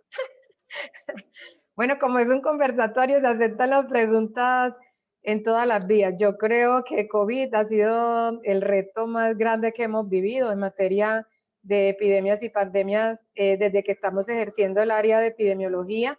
Ya habíamos tenido un reto importante con lo que había sido las epidemias de cólera, con las epidemias, con la pandemia de VIH, que también fue pandémico, con todas las alertas sanitarias que tuvimos como ébola, como gripe aviar en su momento, el SARS y el MERS, que también fueron amenazas, pero que afortunadamente se circunscribieron a unos territorios. Pero creo que luego de H1N1, que generó gran revuelo, afortunadamente no tuvo el impacto letal que se esperaba en ese momento por el tipo de virus. Creo que COVID-19 ha sido una de las experiencias, digamos, más retadoras, como lo dijeron nuestros conferencistas y como también lo ha manifestado el doctor John González en sus conferencias, porque no solamente nos retó como profesionales, sino a cada uno de nosotros como seres humanos. Nuestra capacidad de mantenernos tranquilos en momentos de crisis, nuestra capacidad de redireccionar las estrategias, porque siempre planeamos sobre la incertidumbre.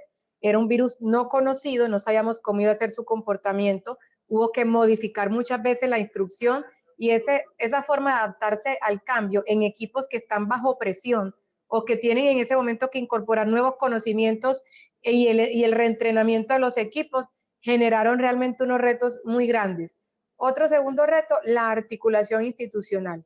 Entender, como lo manifestaron los conferencistas al comienzo, un virus que sindémico, porque tenía diferentes interacciones, no solamente desde el punto de vista biológico, sino también social.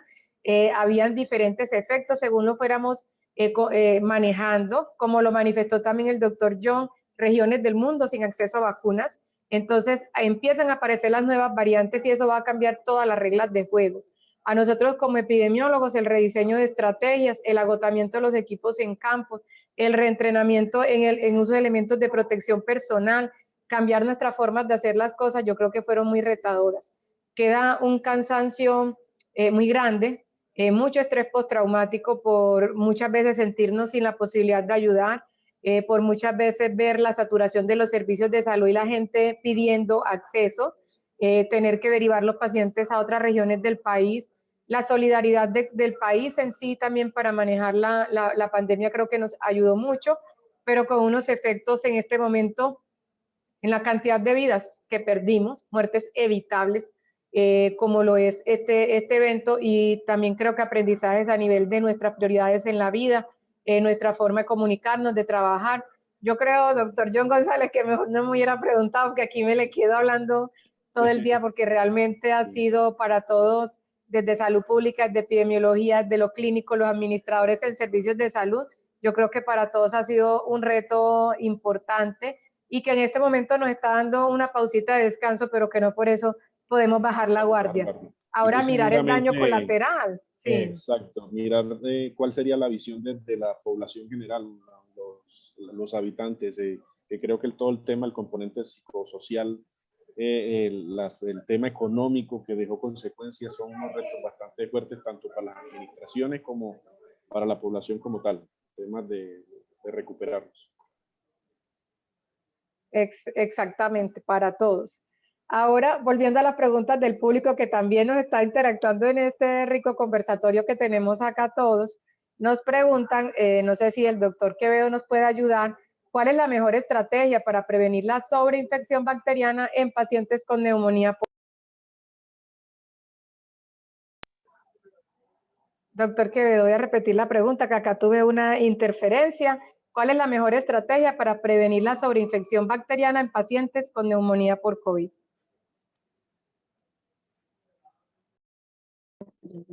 Sí, es una pregunta bastante compleja, creo que todos quisiéramos saberla.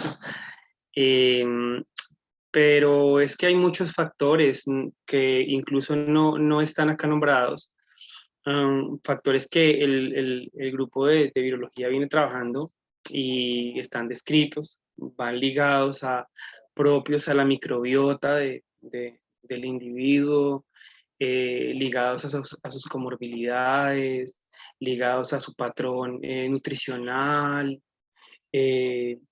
digamos que el tiempo de evolución, para evitar probablemente la sobreinfección en este tipo de pacientes, probablemente, que son los pacientes que, como bien lo aclaré, son los pacientes que están en un hospital con una hospitalización prolongada y hacen una infección bacteriana por encima de ese pulmón enfermo. Probablemente todas las estrategias ligadas a mitigación por vigilancia epidemiológica, lavado de manos en los 5 tiempos que se requieren, el uso de aislamientos cuando se deben utilizar, las estrategias de stewardship para el retiro de terapia antibiótica para poder disminuir la presión de resistencia, que digamos que sea un paciente que tenga una estancia hospitalaria corta, y cada vez hacemos más énfasis en los programas de hospitalización domiciliaria o hospitalización en casa, que son ambientes que son mucho menos contaminados que los ambientes hospitalarios. Pero digamos que eso es como lo único que podríamos, sobre lo cual podríamos intervenir nosotros como sistema de salud hospitalario. Doctor Joe González, desde Salud Pública, o la doctora Adriana, ¿qué otros aportes podríamos hacer?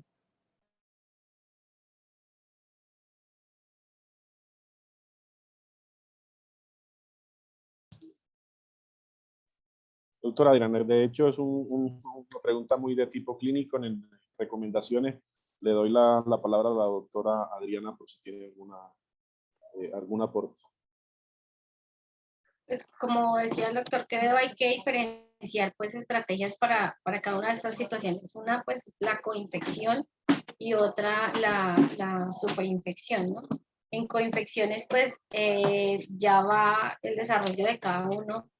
Ahí hay un impacto, como yo a veces le explico a mis pacientes, cuando uno juega un deporte y entra a un partido, pues viene todo lo que viene con uno para poder sobrellevar las situaciones. Entonces, y eso se construye a través del tiempo, pues con lo que comemos, con el ejercicio que hacemos, con los hábitos de vida saludable que tenemos.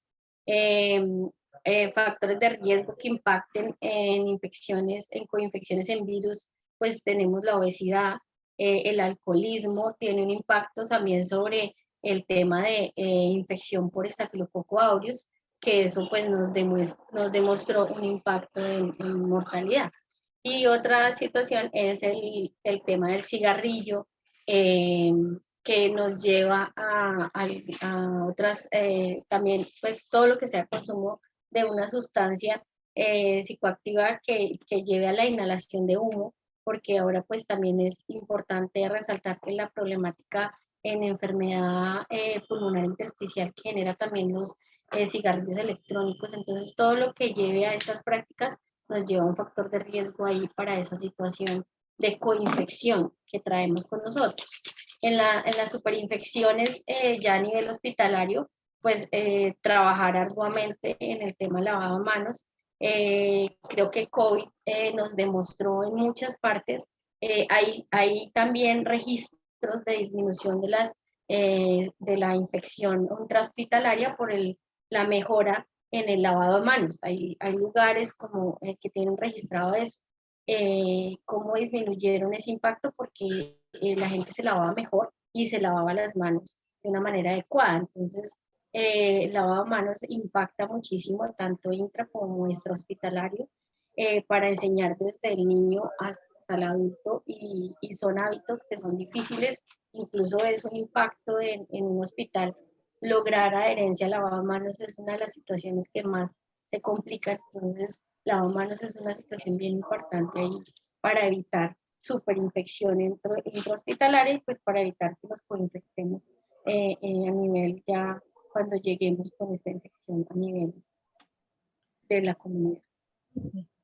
Muchas gracias y muy apropiado ese comentario, sobre todo en el mes de mayo que conmemoramos el Día Mundial de la Higiene de Manos, y que aunque la higiene de manos se hace todos los días de manera rutinaria y digámoslo obsesiva, y así debe ser, en mayo queremos resaltar la importancia del papel que tiene esta estrategia. Doctor John González, usted como ente territorial en esto que conversa la doctora Adriana, ¿qué piensan de los comités de infecciones asociadas a la atención en salud que son de los hospitales? ¿Qué papel pueden jugar entonces en prevención? Toda la relevancia del caso, definitivamente. En algunas ocasiones se tiende a pensar que aquellas entidades en donde más se reportan puede ser en donde menos deberíamos de acudir, pero no, definitivamente lo que tenemos es que estar muy atentos y agradecidos de las instituciones que son muy juiciosas en el tema del reporte, el seguimiento, la evaluación de todas estas eventos de infecciones intrahospitalarias.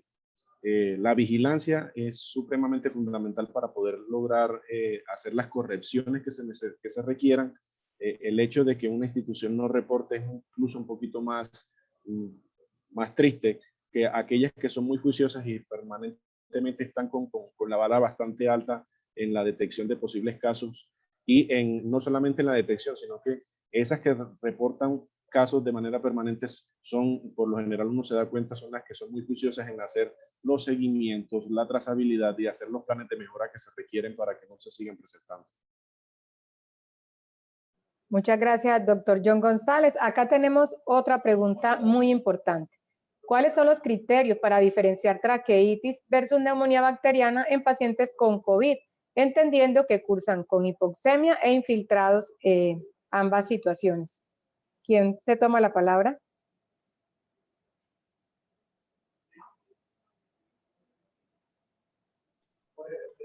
Pues es una situación difícil de ampliar, ¿no? Pues el tema ahí lo conversaban ayer en una charla acerca de varias situaciones que se vienen definiendo. Pues primero sobre las condiciones asociadas a los ventiladores, y vamos a hablar dentro de ventilación mecánica, como el CDC desde el 2013 viene llamando la atención de que estas condiciones asociadas al ventilador pueden estar relacionadas o no a infección, y que tendríamos que llevar cada uno los criterios completos de las mismas y definir el diagnóstico de acuerdo a los riesgos y a clasificarlo. Podemos usar escalas como CEPIS y hacer seguimientos rutinarios en nuestros pacientes para mirar de qué manera se hace el diagnóstico de manera oportuna. Pero pues ahí sí también sería clave tener la posibilidad de tener diagnósticos más apropiados como fibrobroncoscopia a la cama del paciente. Eso ayuda muchísimo en diferenciar los diagnósticos. Y el tema de tener PCR múltiples también en muestras respiratorias también nos ayuda un poco a generar más confianza en el diagnóstico diferencial. Muchas gracias, doctora Adriana. Acá nos preguntan si se debería solicitar procalcitocina de rutina y cultivos de rutina en pacientes con neumonía por COVID. entendiendo que generalmente cursan con PCRs bajas e hipoxemias persistentes, además que mantienen antiinflamados con los esteroides. Doctor Leonardo Quevedo. Bueno, la guía colombiana la guía colombiana de neumología es muy clara en la toma de muestras en los pacientes con neumonía grave. Todo paciente con neumonía grave debe tener un cultivo de secreción respiratoria, idealmente un hemocultivo y si se puede, pues un antígeno urinario para poder identificar otro tipo de germes. La procalcitonina es todavía un tema discutido. Nosotros tenemos un subanálisis aparte de procalcitonina que esperamos poder publicar en los próximos meses, ya está en revisión. Algunos documentos hablan de procalcitonina como predictor de coinfección bacteriana, otros lo asocian a severidad, pero es muy claro que todos los documentos que hablan de procalcitonina dicen que no debe ser un marcador aislado para considerar una coinfección bacteriana y no debe ser un marcador único a la hora de decidir si se va a colocar terapia antibiótica a ese tipo de pacientes. Y como lo aclaraba previamente, es una combinación de. Entonces, yo les adelanto lo que nosotros encontramos en nuestro estudio. Nosotros sí encontramos una relación directa de procalcitoninas en los pacientes que tenían coinfección bacteriana, valores mucho más altos comparado con los pacientes que no lo tenían, pero igual sí tenemos una población importante, un porcentaje grande de pacientes que no tenían coinfección y la procalcitonina era positiva sobre el umbral para neumonía bacteriana. Muchas gracias, doctor Quevedo. Hay una inquietud relacionada con que antes de que llegaran las vacunas, con eso que hablábamos de las economías de mercado, de las cadenas de WhatsApp, de toda la información que se dio, la gente empezó a automedicarse, pero digamos de forma naturista. Bebidas con aromáticas, con moringa, bebidas bebiendo agua caliente que para que se calentara la vía respiratoria y el virus no pudiera entrar porque el calor lo estaba afectando. ¿Qué problema pueden presentar las personas que hacen este tipo de medidas? Doctor John González, ¿usted qué piensa de eso? ¿Lo percibieron? O doctora Adriana, ¿qué pasó por el meta? Cuéntenos a ver. Bueno, tuvimos la oportunidad, acá hubo un mito grande con el tema del impacto que tuvo COVID en la cárcel y el tema de Moringa. Pero el tema, pues pudimos conversarlo dentro de un estudio que se está desarrollando para mi grado de maestría. Tuve la oportunidad de hacer unas entrevistas a los pacientes que estuvieron con COVID y sus familias. Pues fue evidente que independiente de que el paciente falleciera o no falleciera, todos recurrieron a estas medidas.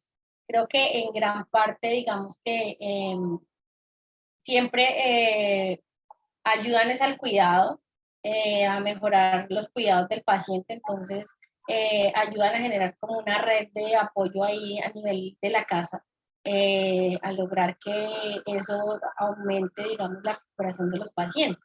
Entonces, no conozco, digamos, estudios en cuanto al componente de cada uno de estos.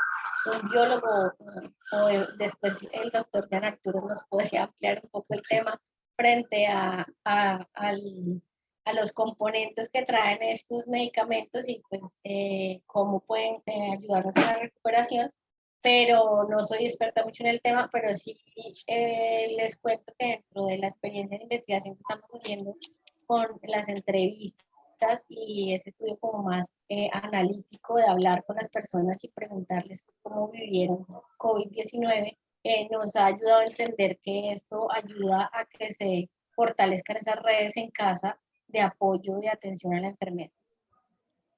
Y pueda que de pronto hay como una consecuencia de tipo placebo, muy seguramente, y no podemos desconocer que posiblemente algunos compuestos naturistas tengan algún tipo de beneficio. Es posible que eso también suceda, pero no contamos, yo no conozco estudios específicos que nos den respuesta sobre el papel que tuvieron en el manejo para algunos pacientes, pero lo cierto es que eso viene tiempo atrás, la comunidad, nosotros mismos, creo que incluso los que somos de área de la salud, para sentirnos un poco mejor, utilizamos algunos compuestos naturales, de pronto no como con la intención terapéutica, pero sí de satisfacción y de sentirnos un poco mejor.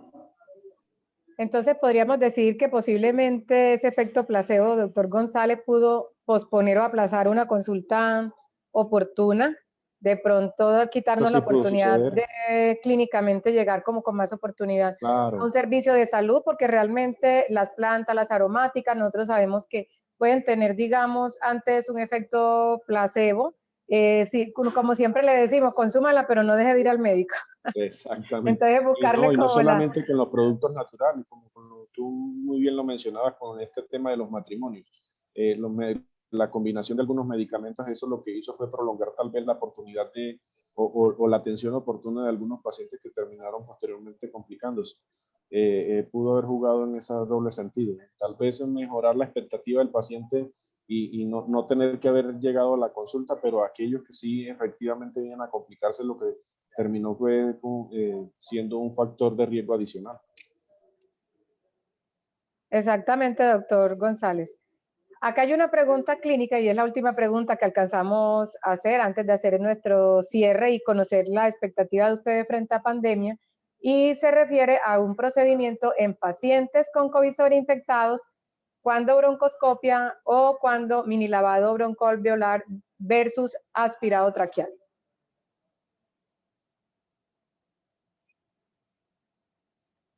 Es una pregunta muy de tipo clínico.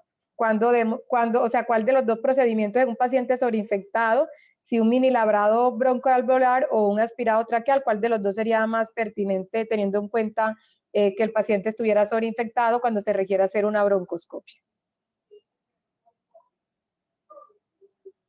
Tiene el micrófono cerrado, doctor. Ok.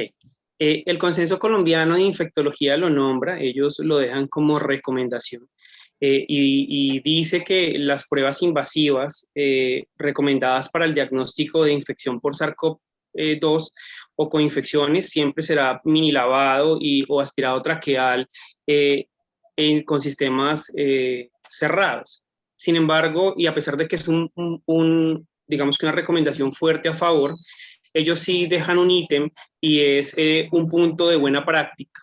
Y en ese punto de buena práctica ellos sí dicen que se sugiere restringir la broncoscopia y solo realizarla cuando los resultados tomados previamente no son concluyentes o se sospeche que el diagnóstico alternativo que se va a tratar de identificar con esa fibrobroncoscopia vaya a cambiar la conducta terapéutica del paciente. Y pues bien lo sabemos, y es el tema de la aerosolización en un paciente con una vía respiratoria que está llena de partículas virales y lo que implica eso para el ámbito que se encuentra alrededor del paciente. Hay estudios que dicen que después de cierto periodo del inicio de los síntomas de gravedad se puede hacer con un poco más de seguridad, pero sí la guía es muy clara que una recomendación como una práctica es tratar de solo utilizarlo en esas condiciones. Y entre minival y aspirado traqueal, pues claramente siempre el minival o el lavado bronquial va a estar por encima del aspirado traqueal convencional. Ustedes hoy nos presentaban unos aportes muy interesantes en investigación sobre las tasas y las causas y el perfil de coinfección bacteriana de los pacientes que ingresan a UCI con COVID-19. Tener esos datos locales al doctor Leonardo, al doctor John Jairo, a la doctora Adriana, es importante seguir haciendo investigación, aunque los datos nos den coincidentes con lo ya publicado. Cuéntenos cuál es su perspectiva. ¿Seguimos o no seguimos investigando para COVID? Cuéntenos cuál es su opinión frente a esto.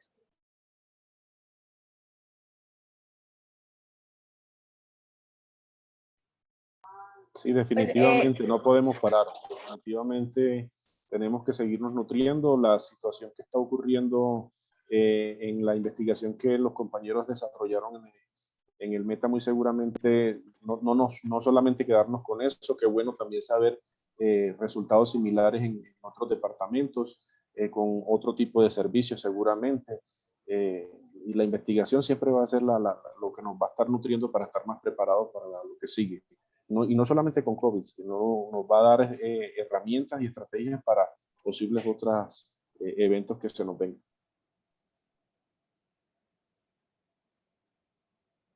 Doctora Adriana, doctor Leonardo. Creo que dentro de cada uno de los países y las regiones se pueden encontrar diferencias en las respuestas, en los organismos que se aíslen. Entonces creo que podemos encontrar ahí hay que buscar, como lo proponía al principio de la charla, investigar de otra manera, de pronto preguntas en las cuales nos definamos desde sistemas de redes complejas, desde sistemas de complejidad como el caos, los fractales, otra manera de ver el mundo de pronto para que logremos entender las enfermedades de otra forma. Entonces también digamos que impactar un poco en investigación desde otra visión y también construir como todo lo que han vivido cada uno dentro de sus hospitales. Es importante integrar las ciencias básicas con las ciencias clínicas y hacer investigación referente a otros virus también y cómo se comportan o se relacionan entre ellos. Entonces creo que sí, que todavía estamos invitados a desarrollar investigación. Bueno, y de esta manera vamos haciendo el cierre de este tema tan especial, porque COVID-19 no solamente lo podemos percibir como las infecciones respiratorias o las neumonías que observamos, sino también como todos esos daños colaterales que se presentaron por esa saturación de camas, por esa estancia prolongada hospitalaria, por ese relevo del personal que no tenía de pronto toda la curva completa de aprendizaje en el momento que tuvo que entrar a asumir roles. Por lo que ya habíamos mencionado algunas causas como personal incapacitado, personal saturado. Vimos también los resultados de salud mental que afectaron de manera importante nuestro talento humano en salud. Muchos asuntos que realmente pudieron facilitar que no solamente las complicaciones por COVID generaran estos daños, sino que también aplazaran digamos, la atención de otras patologías que quedaron en espera y qué daños pudo ocurrir en ellos. El tema de coinfecciones, que tanto nos subió el gasto, no solamente económico, sino en vidas humanas, en estancia hospitalaria. Entonces, creo que hemos hecho una muy buena revisión de este tema y por eso quiero agradecer a los 3 conferencistas del día de hoy de manera muy especial por permitirnos de su mano hacer esta reflexión del foro COVID del día de hoy.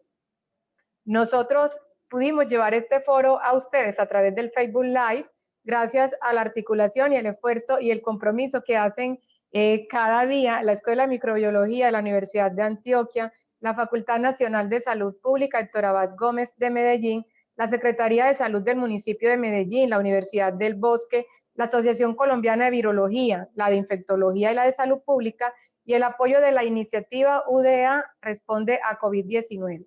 Todas estas instituciones y personas queremos agradecer que hayan hecho posible este foro, especialmente a todos los que nos están siguiendo y aportan con sus comentarios e inquietudes, de manera especial a nuestros conferencistas que aceptan esta invitación conociendo sus agitadas agendas. Antes de despedirnos, quisiéramos invitarlos a nuestro siguiente foro, que será el próximo viernes 3 de junio en nuestro horario y espacio habitual, entre las 10 y las 12 de mediodía, hora de Colombia, por el Facebook Live de la Universidad de Antioquia, donde estaremos hablando temas relacionados con nuestra epidemiología del COVID-19, pero también de las nuevas amenazas mundiales, en este caso, como la viruela del mono o monkeypox. Esperamos que nos puedan seguir acompañando. Unas buenas tardes para todos y un feliz fin de semana.